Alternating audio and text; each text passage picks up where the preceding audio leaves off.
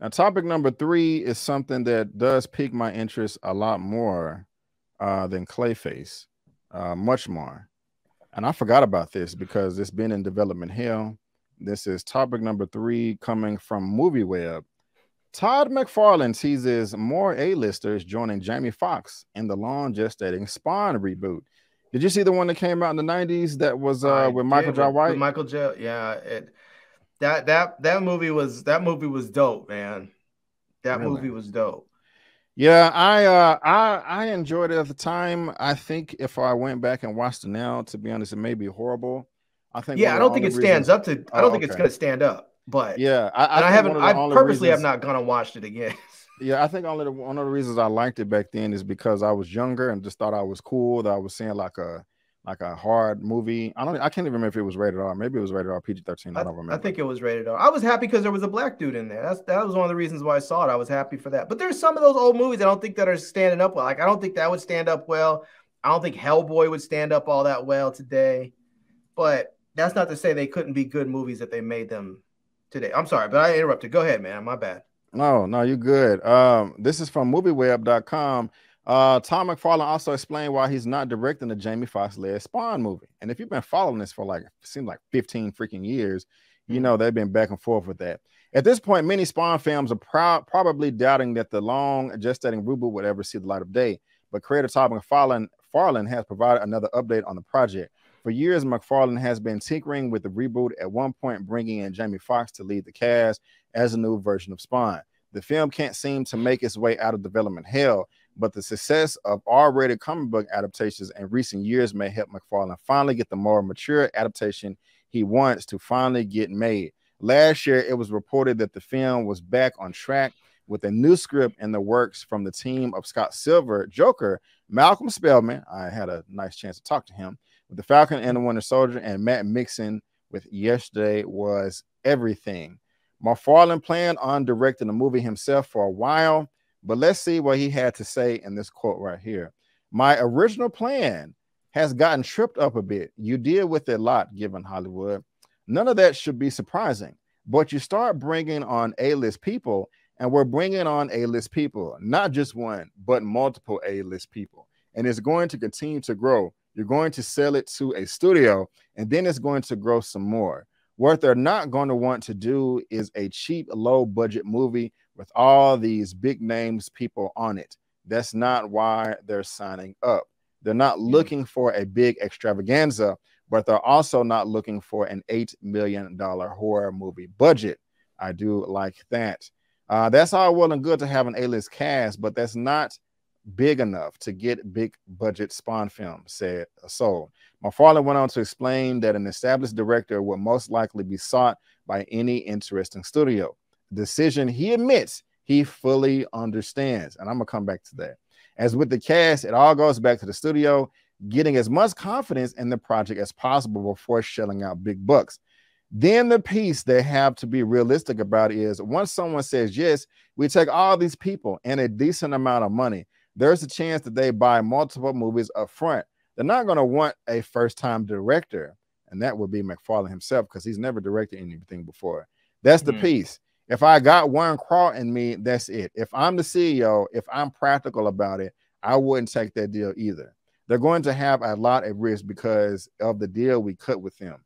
They're going to want to get it back. They're going to want to get a professional director, and I knew that was part of the reality. Now, the reason why this stands out to me is, and Seth MacFarlane is the creator of Spawn. It is his baby. He don't want nobody touching it, messing it up. I understand that. I mean, I think anybody would. If it's your creation, listening to Eman this past Friday, he said the same thing. That makes sense. However, if you ain't ever directed nothing before, you cannot expect a studio to be like, here's $150 million. Do what you want with it. Or even if you do, they're going to have to, they're going to have a say-so in it. That makes sense. So you got to find that balance. And so the only reason why we haven't seen it, to my understanding, up until this point is because he didn't want to give the control, the reins over to somebody. And that's, if it was a cheap budget, maybe, but he ain't ever directed nobody before. So I'm glad that he's realizing this now. And I'm glad that he wants to bring some A-list in to match the talent of Jamie Foxx. Larry, how are you feeling about this? And, there's a good news, bad news. Where you at? No, I think this is good news. I definitely like the idea of bringing in A-list talent for, to act. I agree. That's a little tough to want to put together a big budget movie, a superhero movie, or I don't know what you want to call Spawn. I guess he's a hero or anti-hero, whatever. But you definitely want to have someone with some experience behind, at the helm on this thing. I mean, I'm assuming he's gonna write it, Mm-hmm.